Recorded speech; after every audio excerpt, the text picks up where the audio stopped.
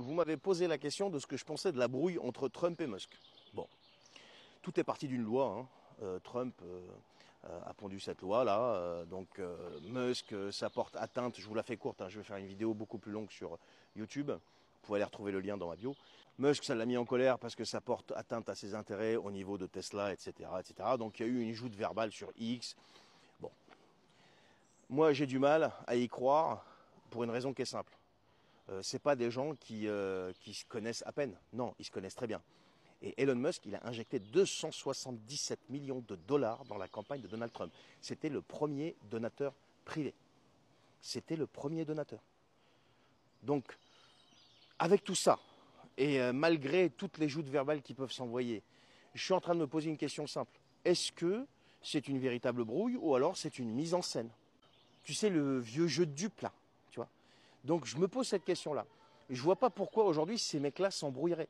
Est-ce qu'ils ne sont pas en train de nous faire cette mise en scène juste pour tenter de démasquer quelque chose? Et surtout que Musk, il a été quand même jusqu'à parler de l'affaire Epstein, de dire que si certains documents n'ont pas été déclassifiés, parce qu'il y avait Trump dedans, etc., etc. Donc ça va très très loin. Et aujourd'hui, je crois que c'était aujourd'hui ou hier, il a appelé quand même à la destitution de Trump. Donc ça va tellement loin en peu de temps que j'ai vraiment du mal à croire que ce truc-là, c'est complètement authentique. Voilà ce que j'en pense, les amis. Dites-moi ce que vous en pensez et je vous dis à la prochaine.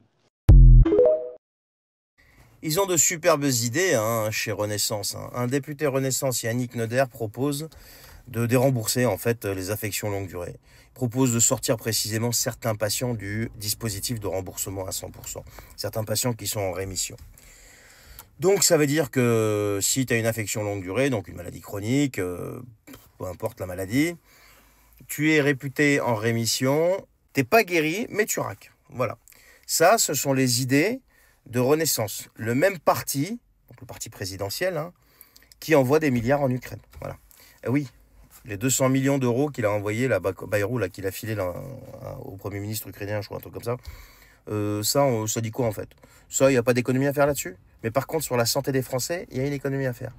C'est-à-dire que tu es en rémission, ben voilà, tu raques, pendant qu'on envoie des milliards en Ukraine. Voilà. Est-ce qu'il y a une logique là-dedans?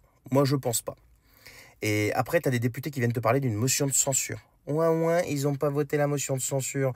Nous, on a voté la motion de censure. Non, c'est pas ça qu'il faut voter là. Là, il va falloir mettre un terme à tout ça. Et pour mettre un terme à tout ça, ça passe par l'article 68.